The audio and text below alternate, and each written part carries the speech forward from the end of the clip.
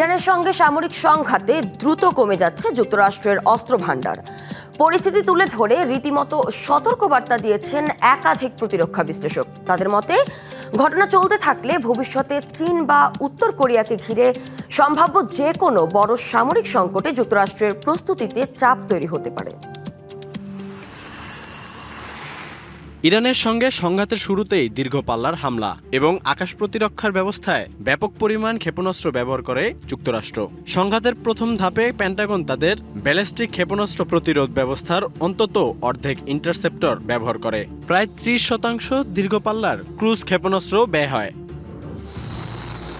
Centre for strategic and international স্টাডিজের প্রতিরক্ষা বিশ্লেষক মার্ক ক্যানসিয়ানের মতে, বর্তমান হারে অভিযান চললে ইন্দো প্যাসিফিক অঞ্চলে সম্ভাব্য যে কোনো সংঘাত মোকাবেলায় বাড়তে পারে যুক্তরাষ্ট্রের ঝুঁকি।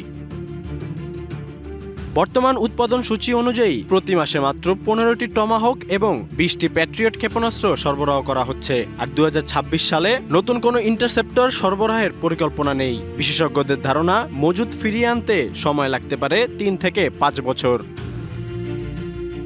এদিকে মার্কিন কংগ্রেস এখনও নতুন ক্ষেপণাস্ত্র প্রতিস্থাপনে আলাদা অর্থ বরাদ্দ দেয়নি। তবে পেন্টাগনের দাবি, যুক্তরাষ্ট্রের প্রতিরক্ষা শিল্প দ্রুত সম্প্রসারণে কাজ চলছে। ক্ষেপণাস্ত্র উৎপাদন বাড়াতে প্রেসিডেন্ট ট্রাম্প এরই মধ্যে ডিফেন্স প্রোডাকশন অ্যাক্ট ব্যবহার করেছেন।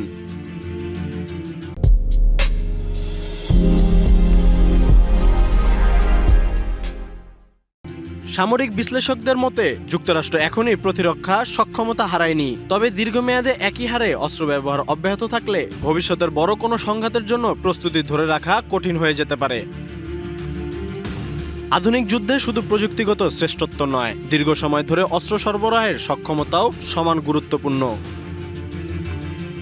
আল মুমিত, ডিবিসি নিউজ ডেস্ক।